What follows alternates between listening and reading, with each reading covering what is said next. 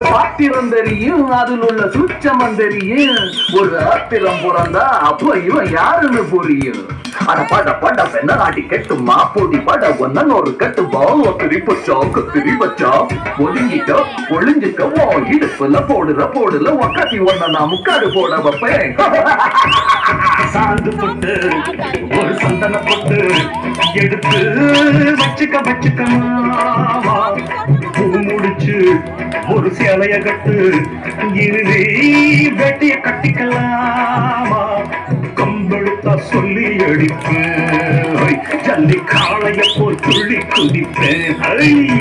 ஒரு பம்பரமா சுத்தி அடிப்பேன், உங்க பட்டானுக்கும் கத்து கொடுப்பேன். சாந்து போட்டு ஒரு சந்தன போட்டு எடுத்து வச்சுக்க மாமா.